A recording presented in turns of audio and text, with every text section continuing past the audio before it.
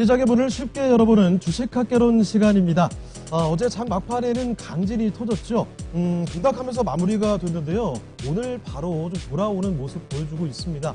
물론 떨어지기 전만큼 딱 올라온 것은 아니지만 양시장 모두 4%대 급등을 하면서 올해 세 번째로 매수 사이드카가 발동하기도 했습니다.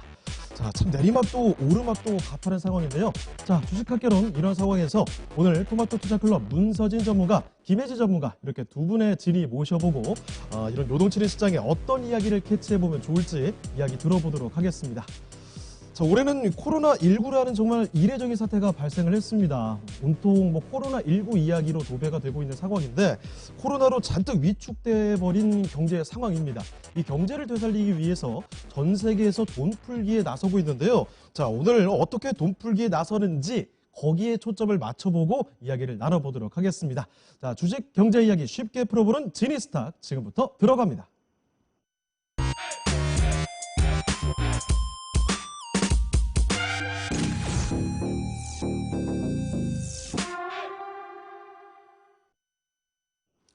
네, 지니스탁 문서진 전문가와 먼저 인사 나눠보도록 하겠습니다. 네, 전문가님 안녕하세요. 네, 안녕하세요. 네, 우리가 흔히 통화 정책으로 전통적으로 기준금리 인하 이런 이야기도 하고 있는데 이제 그것만으로 좀 어렵습니다.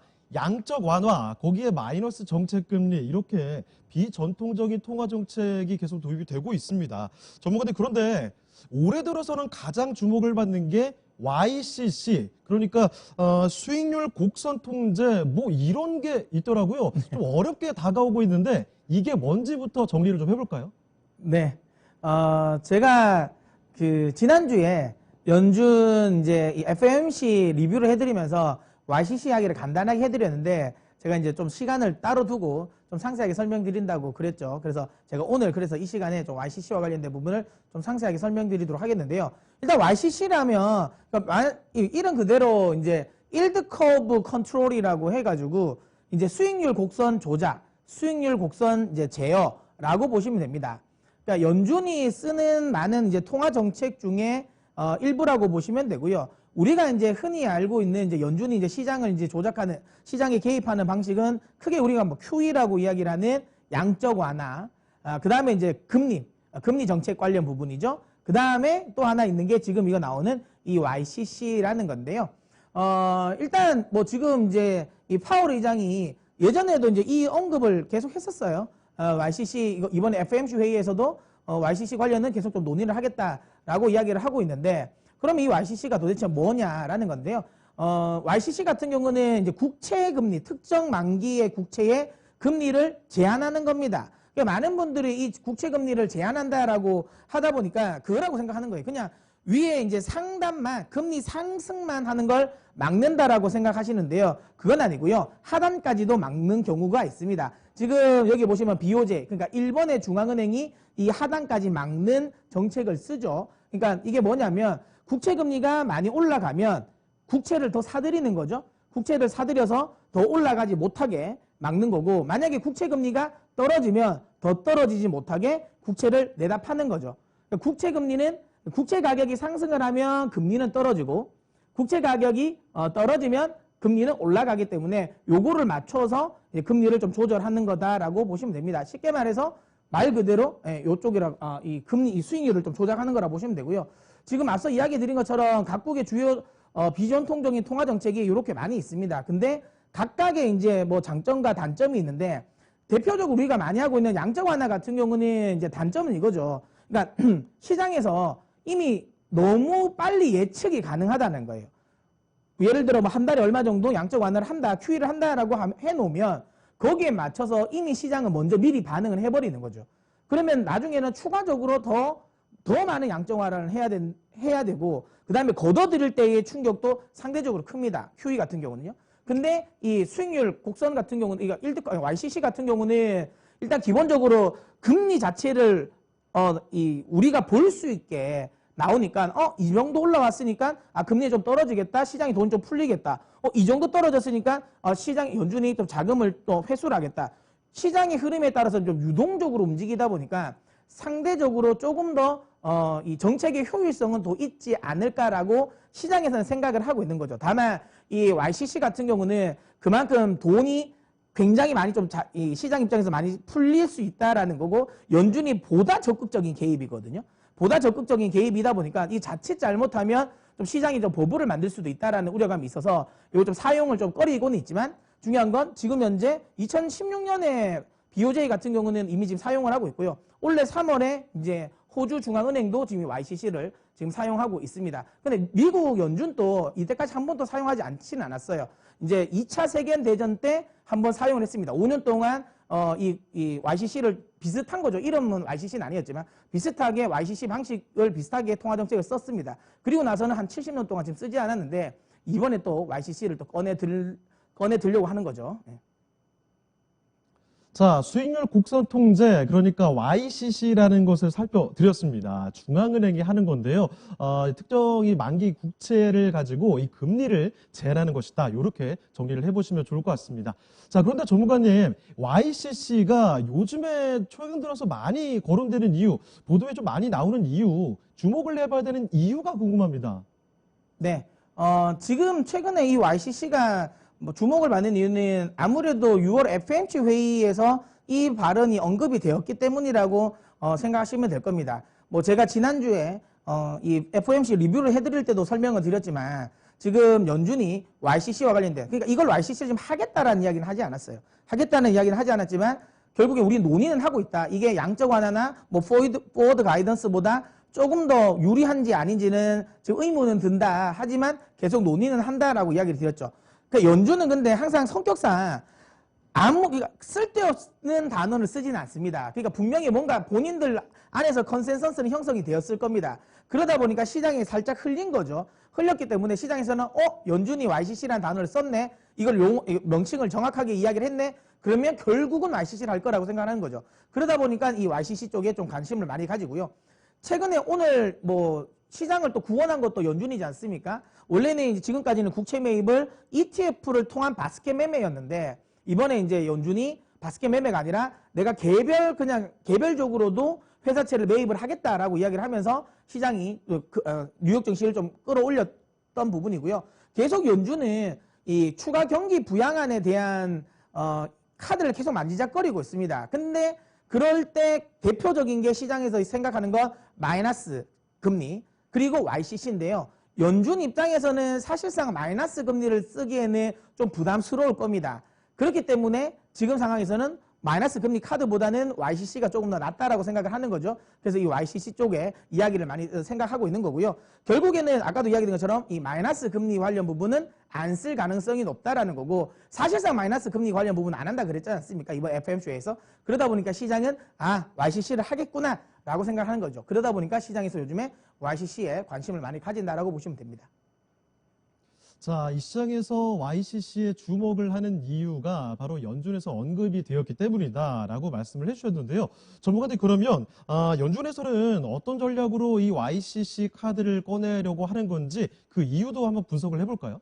네, 앞서도 제가 YCC가 무엇인지를 설명을 드렸죠. 결국에는 금리를 일정 범위 안에 가둔다라는 겁니다. 물론 이거를 하단까지 막을지는 잘 모르겠습니다. 그러니까 일본이 지금 중앙은행이 설정하고 있는 하단도 막고 상단도 지금 막는 이런 YCC를 할지 아니면 상단만 막는 YCC를 할지는 모르겠지만 제 개인적인 생각에는 상하단을 다 막을 것 같긴 해요. 왜냐하면 그러면 하단을 왜 막지? 라고 생각하실 수도 있어요. 근데 하단을 막지 않으면, 그러니까 장기 금리가 떨어지는, 이번에 뭐 특정 이 국채로 YCC를 하면 대부분은 미국채 10년물을 특정할 겁니다. 그러면 이 장기 금리가 떨어지면 이것만 막아 놓으면, 이거 떨어지는 거 더 막지 않으면 결국에 단기 금리가 올라가면 장단기 금리 차가 역전되는 현상도 벌어지거든요. 그러면 사실 이건 역시도 시장이 별로 좋지 않기 때문에 하단 또 막을 가능성이 좀 높다고 생각합니다. 상단까지도요. 근데 어쨌든 주는 상단을 막으려고 할 겁니다. 자, 그러면 왜 지금 시점에서 연준이 상단을 막으려 하냐? 그리고 금리가 지금 현재 상승할 것이라는 기대감이냐라는 거죠.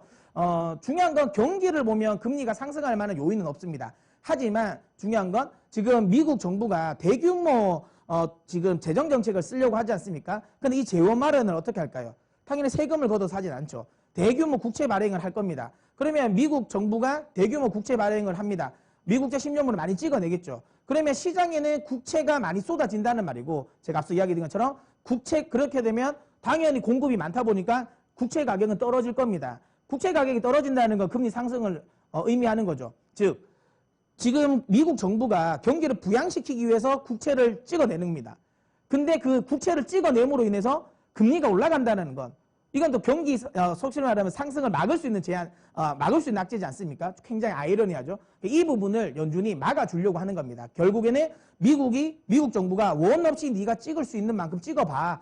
내가 그거를 막아줄게. 금리 상승을 올라가는 포인트를 내가 막아줄 테니까 미 정부 입장에서 그냥 편하게 국채를 찍어줘라고 이야기를 하는 거죠.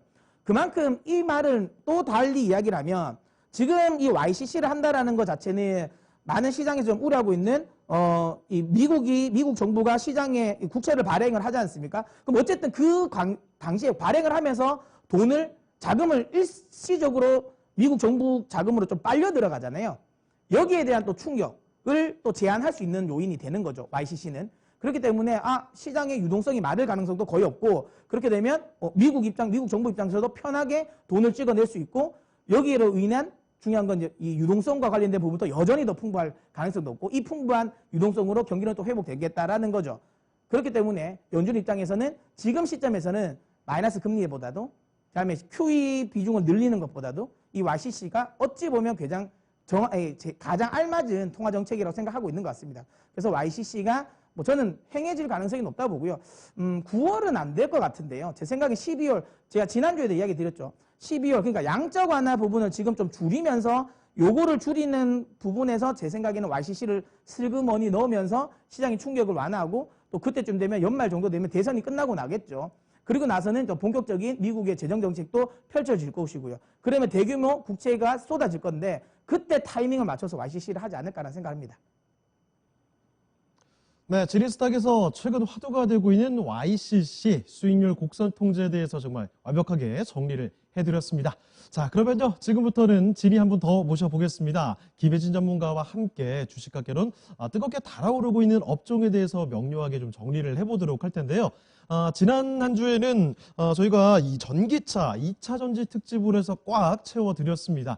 이번 한 주는 코로나19와 관련된 요새 바짝 오르고 있는 섹터로 포커스를 잡아봤다고 합니다. 자, 그러면 오늘은 또 어떤 내용으로 함께할지 오늘의 페이지 열어보도록 하겠습니다.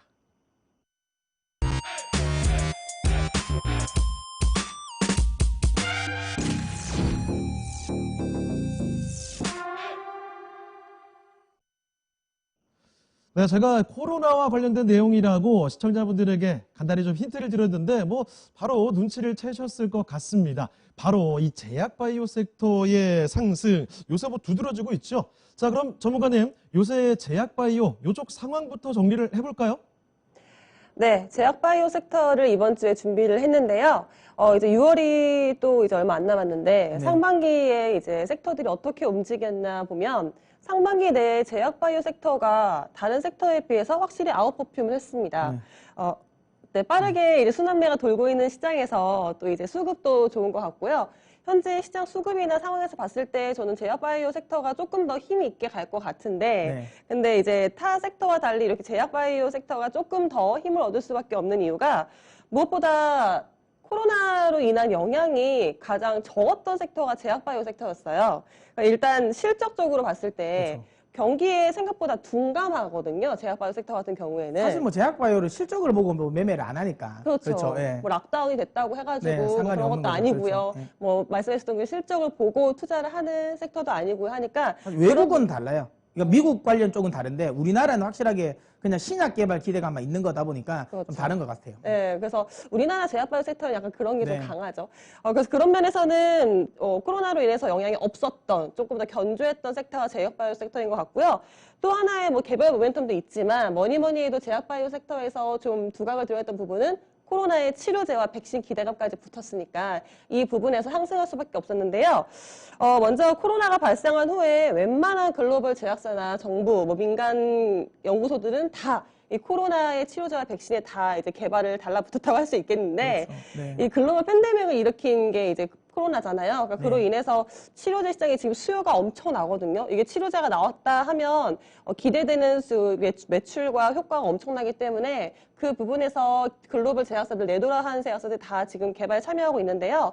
대표적으로 보시면 제가 크게 치료제와 백신을 나누어서 설명을 해드릴까 해요. 지금 보시는 그림은 일단 치료제의 대표적인 글로벌 제약사들, 그리고 백신을 개발하고 있는 대표적인 글로벌 제약사들인데요. 사실은 이 지금 보시는 경우에는 이제 코로나의 초창기 때 좀 두각을 드러냈던 글로벌 제약사들이고, 현재는 뭐 저희 국내에서도 네. 코로나 치료제, 백신이라고 해서 관련주들이 막 빵빵 가고 있잖아요. 네. 그런 부분도 살짝 설명을 해드릴게요. 일단 치료제는 제가 더 다음표를 준비했는데요. 개발 속도를 지금 빨리 내고 있습니다. 네. 그런데 사실 코로나의 정식 치료제 출시는 당장은 어려워요. 몇 년에 걸리기 때문에 뭐 사실은 아직도 말라리아나 사스, 메르스 치료제도 완전한 치료제는 지금 개발되지 않았다고 하니까요. 네. 이 코로나 같은 경우에도 시간이 오래 걸릴 것 같으니까 현재 같은 경우에는 약물 재창출 방식인 거죠. 그러니까 기존에 있던 약물을 사용해서 코로나에 효과가 있는 약물들을 치료제로 쓰고 있는 경우인데요. 보시면 초창기 때부터 많이 들었던 의약품 이름들이 많을 거예요. 뭐 칼레트라 같은 경우도 맨 초창기 때 이제 에이즈 치료제인데 네. 뭐 태국에서 이제 효과가 있었다라고 발표를 하면서 두각을 드러냈는데 이것도 역시 좀 약간 효과가 미비했고 네. 부작용이 발생할 수 있다고 해서 지금 취소가 됐고요. 이게 클로로킨도 오늘 이번에 이슈가 됐죠. 그렇죠. 클로로킨도 처음에 코로나 초창기 때는 치료제로서 두각을 완전 받았던 치료제이고요. 트럼프 대통령이 그러잖아요. 나는 좋았는데 이렇게 트위터에 적극적으로 날렸더라고요. 네, 복용을 했다고 했던 네. 클로로킨인데 이거 역시도 최근에 조금 심각한 부작용이 발생했습니다. 뭐 사망 위험이나 심혈관, 부정맥 질환이 발생할 수 있다고 해서 임상 시험도 중단했고요. 지금은 사용이 취소가 된 상태죠. 그리고 뭐 여러 개 보이실 텐데 저는 좀 기대가 되는 부분이 혈장 치료 같은 거 좀 기대가 네. 되더라고요. 혈장 치료 같은 경우에 최근 국내에서 좀 두각을 드러내고 있는 치료제 같은 경우인데 이 세브란스 병원에서 이게 중증 폐렴 환자 2명에게 코로나에 걸린 2명에게 치료했는데 완치가 된 거죠. 이 부분 같은 경우에는 이제 완치자의 혈장이 필요해요. 네. 예, 그 완치자 혈장을 채취를 해서 그걸 이용해서 이제 만드는 건데 아무래도 인체에 있던 제재를 이용하기 때문에 좀 안전하다는 것도 장점인데요. 그런데 이제 최소 완치자가 100명 이상은 필요해요. 혈장을 채취하기 위해서 필요한데 아직은 그 양이 부족하기 때문에 좀 속도를 내기에는 조금 미흡한 면이 있는데 여기서 아무래도 가장 글로벌적으로 두각을 드러내고 있는 치료제는 렘데시비르입니다. 네, 렘데시비르 같은 경우에는 현재 코로나의 정식 치료제는 없는 상태이지만 렘데시비르가 이제 FDA의 긴급 사용 승인을 받아서 현재 의사들이 치료에 사용하고 있는 글로벌적으로 사용하고 있는 치료제가 렘데시비르인데요. 미국의 제약업체 이제 길리어드 사이언스가 이제 만든 의약품이죠. 참고로 길리어드 사이언스 같은 경우에는 저희가 좀 익숙하게 들었던 그 타미플루. 네. 신종플루 때 타미플루를 또 개발해서 전 세계적으로 또 붐을 일으켰었는데 이번에도 이제 이 렘데시비르를 이제 길리어드 사이언스가 이제 나타내고 있는데요. 그림 같은 경우도 참고하시고 보시면 될 것 같은데 렘데시비르는 사실은 2013년에 그 아프리카에서 발생한 그 에볼라. 치료제로서 이제 효과를 보였다가 이번에 코로나 치료제 또 사스하고 메르스도 효과가 있었고 코로나에도 이제 효과를 보이면서 이제 FDA의 긴급 사용 승인을 받은 건데요. 이게 사람 세포 속에 들어오면 코로나 바이러스의 이제 증식을 멈추는 효과를 가지고 있고요. 일단 임상을 시행을 했는데 사실은 아직까지도 좀 안정성이나 유효성에는 좀 입증해야 될 게 많은 것 같아요. 아직까지도 임상에 대한 말들이 많은데 뭐 사망률에 대해서는 조금 무의미한 결과라고 밝혀졌고요. 일단 유의미한 결과는 치료 기간이 많이 단축이 됐습니다. 15일이었던 치료 기간이 11일로 단축이 된 건데요. 네. 그러니까 수치로 치면 30%가 단축이 된 거죠. 지금 보시는 이제 그래프가 제가 참고로 렘데시비르에 이제 코로나에 걸렸던 미국의 첫 번째 환자가 렘데시비르를 복용했을 때의 효과를 나타내는 그래프인데요. 보시면 이제 코로나의 이제 증상들이 다 나타나요. 뭐 구역질, 뭐 설사, 뭐 피로감이 다 나타나다가 렘데시비르를 이제 복용하는 순간부터 급격하게 열도 떨어지고 이제 콧물이나 뭐 피로감이나 이런 게 떨어지기 시작하거든요. 이 효과를 비로소 이제 그때부터 임상을 시작해서 이제 지금은 글로벌적으로 사용이 되고 있고요. 가장 많이 사용되고 있는 의약품이에요. 현재 미국하고 영국하고 일본에 사용되고 있고 대만 같은 경우에도 이제 일반 의약품 심사에는 360일이 걸리거든요. 근데 렘데시비르 같은 경우는 긴급적으로 승인을 했고요. 우리나라 같은 경우도 이제 최근에 허가를 해줬죠. 그래서 우리나라 같은 경우에도 의약품 특례 제도를 통해서 수입이 결정이 됐습니다. 렘데시비르의 사용처가 좀 더 많아질 것 같고요. 참고로 렘데시비르의 가격이 미국에서는 지금 5,000달러로 책정이 됐고요. 영국에서는 4,000달러, 그리고 우리나라 그 외 지역에서는 2,000달러.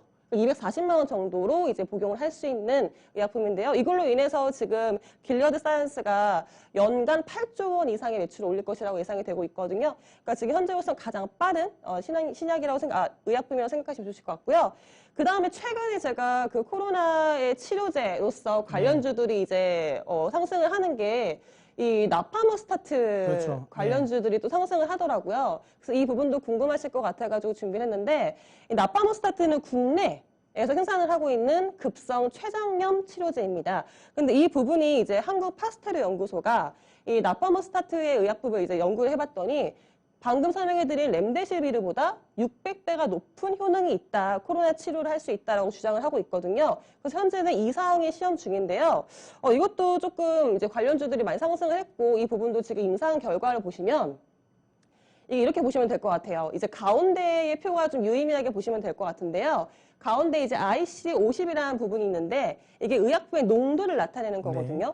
그러니까 우리가 의약품을 썼을 때 농도가 낮은데도 불구하고 효능이 높으면 더 이제 의학적으로 효능이 있다라고 보시면 될 것 같은데, 첫 번째가 지금 나파모스타트이고요. 네. 두 번째가 렘데시비르예요. 네. 그럼 보시면 농도가 나파모스타트가 더 낮죠. 네. 그러니까 낮은 농도에서도 똑같은 효능을 조건에서 냈다. 네. 낮은 농도에서도 코로나 바이러스를 죽였다. 그런 면에서 이 수치를 비교했을 때 600배 이상의 효과가 있는 것이다라고 주장을 하고 있는 거고요.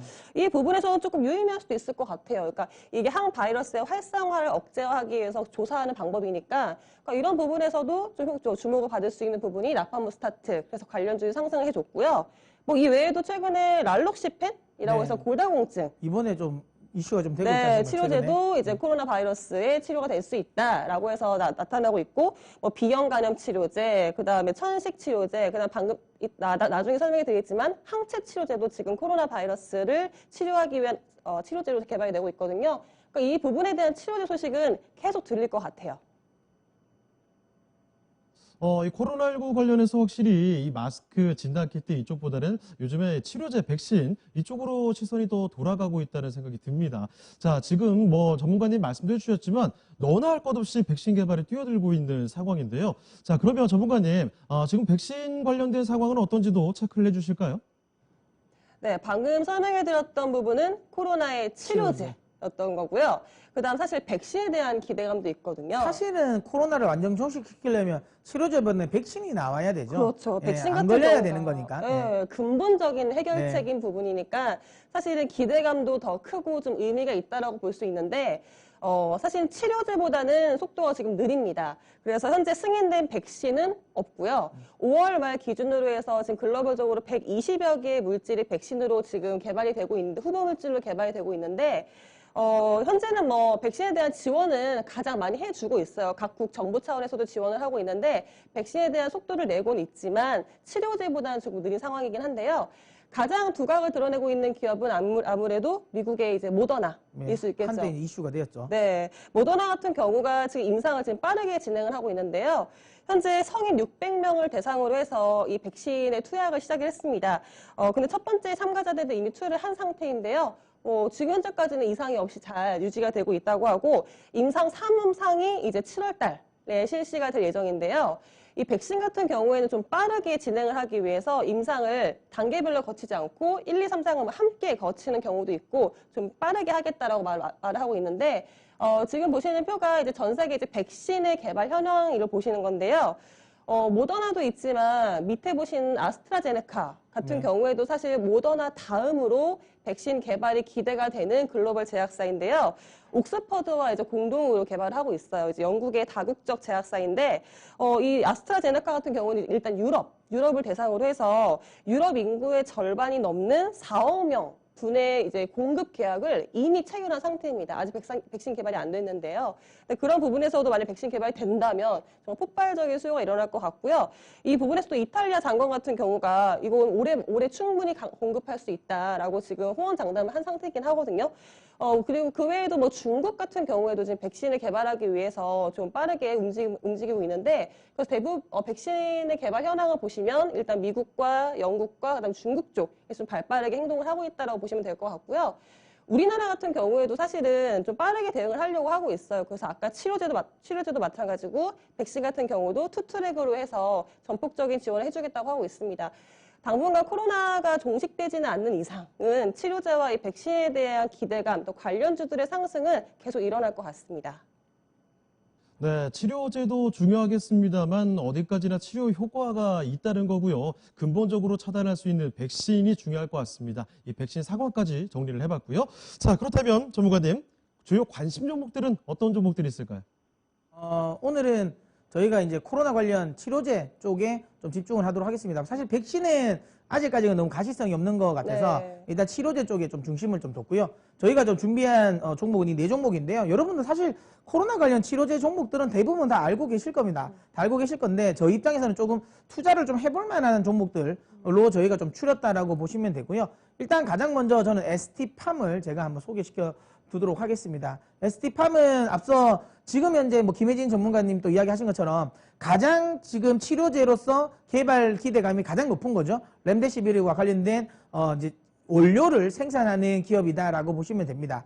ST팜은 단순히 이제 이 렘데시비르 관련 쪽에 모멘텀만 있는 종목은 아니고요. 네. 여기서 추가적으로 이제 CMO 시장이 지금 엄청나게 커지고 있거든요. 흔히 말하면 CMO로 따지면 뭐 예를 쉽게 들으면 이렇게 생각하시면 될 것 같아요. 그러니까 반도체 내에서 파운드리 업체라고 보시면 될 것 같습니다. 그러니까 대부분 뭐 인텔이나 퀄컴이나 이런 데서 소위 뭐 설계를 해놓으면 파운드리 업체에서 뭐 TSMC나 삼성전자가 그걸 받아서 이제 생산하는 것처럼 네. 지금 이제 이 CMO 같은 경우는 바이오를 그렇게 생산하는 거라고 보시면 돼요. 그러니까 지금 대부분의 이제 글로벌적인 제약사들이 본인들이 직접 생산하는 라인들 자꾸만 축소를 시켜요. 네. 이게 마진이 사실은 많이 높지 않다 보니까 본인들 입장에서는 신약은 계속 개발해야 되고 그때마다 본인들이 다 생산 라인을 자꾸만 투자를 하면 돈이 사실은 잘 안 되는 거죠. 그러다 보니까 이제 그러니까 이 대부분 대규모 이제 다국적 제약사들은 신약은 개발을 해요. 다만 생산 시설은 이런 CMO 업체들에게 넘겨줍니다. 위탁 생산을 하죠. 그렇게 해서 이제 또 많이 이제 수익을 거두는 건데, 근데 이 CMO 시장 자체는 계속 커진다라고 보시면 될 것 같아요. 근데 거기에 뭐 대표적으로 이야기 드렸던 뭐 ST팜 같은 경우는 이제 렘데시비르와 관련된 부분, ST팜이 시형 감염과 관련돼서 계속 이제 길리어드 사이언스와 계속 이제 이 사업 관계를 유지하고 있기 때문에 만약에 이번에 길리어드 사이언스가 렘데시비르 효과가 있다라고 하면 그쪽에서 가장 수혜를 볼 수 있는 건 저는 ST팜이라고 생각하고요. 그 다음에 이제 ST팜 같은 경우는 단순히 렘데시비르 많은 신경 쓰실 필요는 없어요. 이건 진짜 말 그대로 그냥 렘데시비르는 거들 뿐.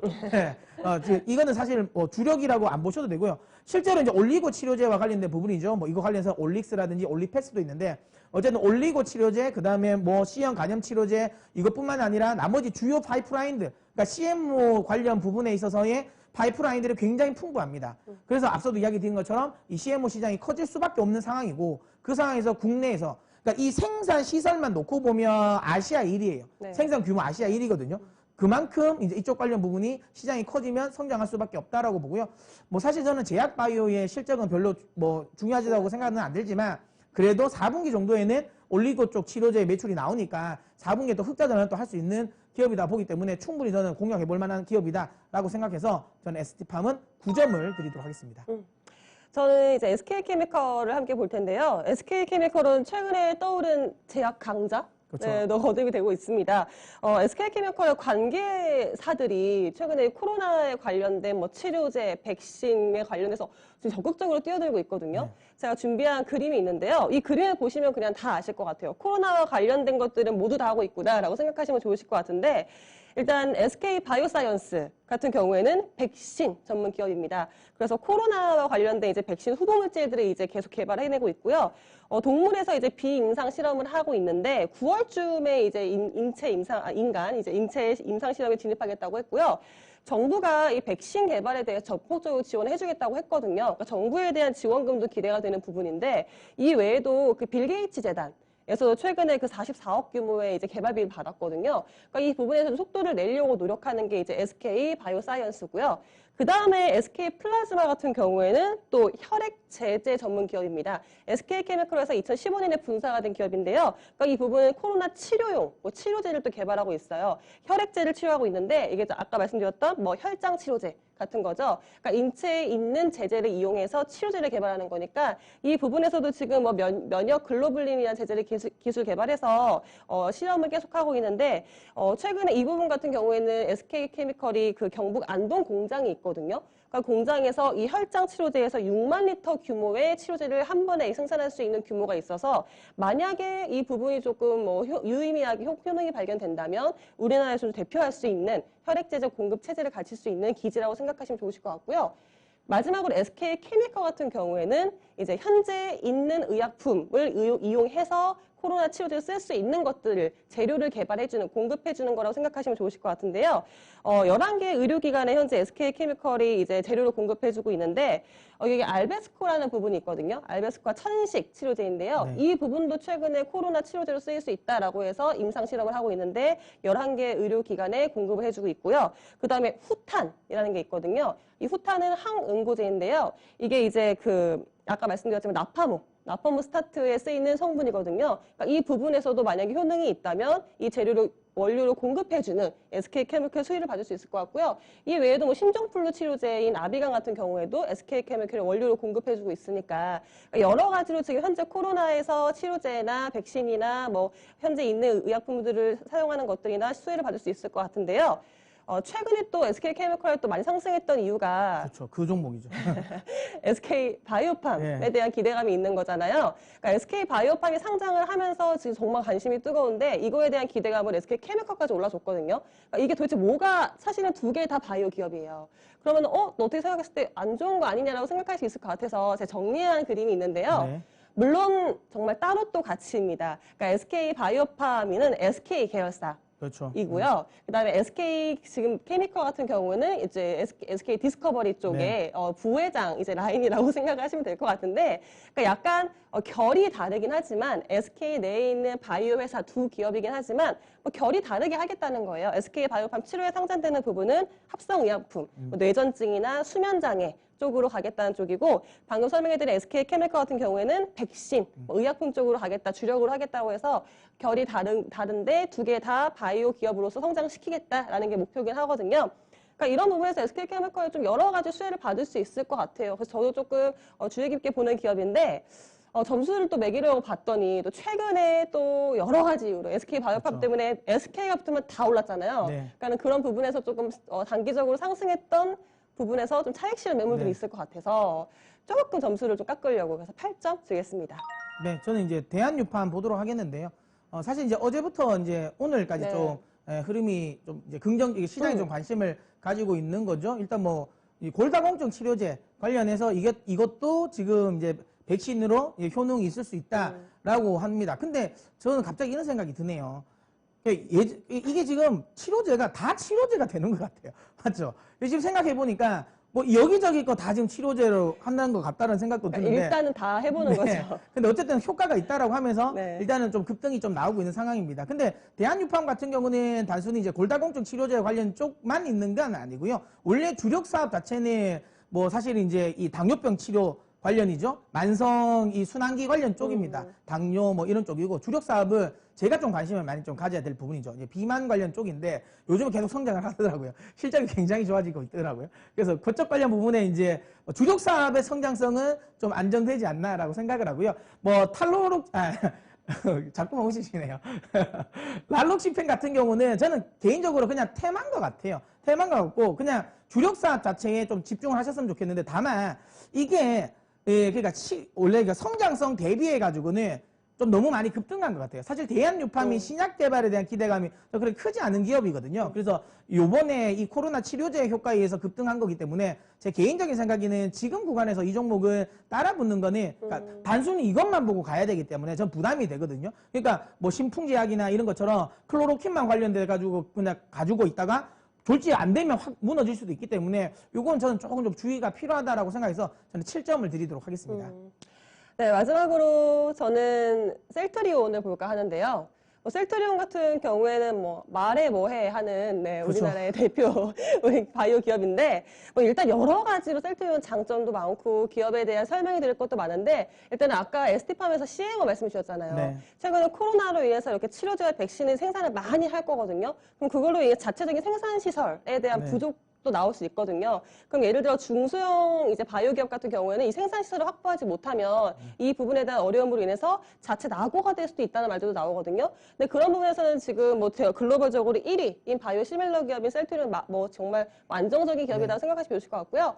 오늘은 코로나 관련해서 말씀을 드리는 부분이니까 3월에 이제 코로나 치료제와 진단 키트를 개발하겠다고 셀트리온이 발표를 했습니다. 그러면서 이제 관련된 기대감이 더 올랐는데요. 최근에 이 현금 자금력도 풍부하고 이제 투자할 수 있는 여력도 넉넉하기 때문에 이 부분에 대한 기대감이 높은데 항체 치료제를 개발하겠다는 거예요. 근데 최근에 이 개발에 대한 첫 번째 비임상 결과를 발표했습니다. 제가 임상 결과를 준비했는데요. 일단 좀 유의미한 것 같아요. 완치자들의 혈액에서 이제 4개의 이제 유의미한 혈액을 발견했고, 그 안에서 데이터를 확보해서 저용량과 고용량을 나눠서 이제 실험을 했는데요. 고용량 군에서도 이제 좀 효과가 좀 많이 좋았어요. 그래서 5일차부터는 이제 콧물이나 기침, 활동량 이런 부분이 완전 개선 효과를 보였고요. 저용량 부분에서도 일단 다 좋았고, 폐 손상도 같은 경우에도 좀 유의미한 결과를 내서요.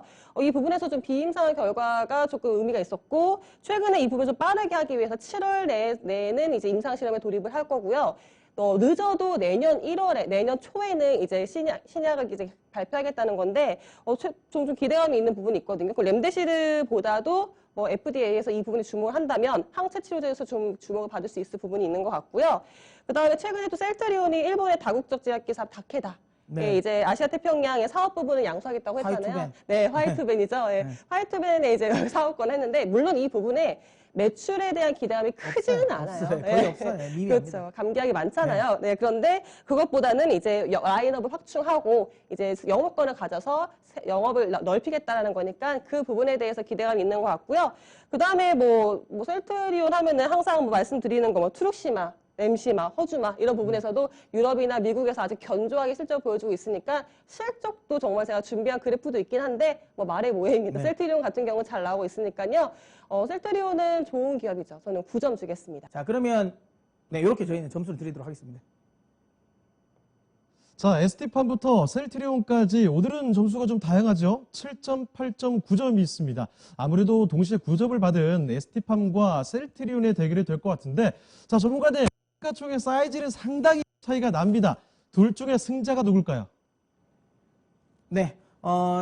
저는 사실 다 9점이라서 셀트리온도 괜찮은 종목이긴 한데 지금 시점에서 개인 투자자분들이 좀 공략하기가 그래도 셀트리온보다는 조금 부담이 없는 게 저는 ST팜이라고 생각해서 저희는 이제 ST팜을 탑픽 종목으로 선정해 드리도록 하겠고요. 목표가는 이제 6만 원을 네, 설정하도록 하겠습니다. 그리고 이제 손절가는 3만 5천 원 설정해 드리도록 하겠습니다. 자, 이렇게 오늘 제약바이오 섹터에 대해서도 상세히 짚어드렸습니다. 참고를 하시길 바라고요. 자, 주식학개론 벌써 좀 마무리할 시간이 좀 다가왔죠. 오늘 장 후반까지도 계속해서 상승세 이어가고 있습니다. 하지만 너무 방심을 하지 마시고요. 끝까지 잘 대응해 나가시길 바랍니다. 지금까지 다양한 투자 판단에 대한 도움 말씀드렸습니다. 하지만 특정 종목의 상승과 하락을 보장하지 않는다는 점 명심을 해주시고요. 그럼 저희는 내일 이 시간에 다시 뵙겠습니다. 고맙습니다.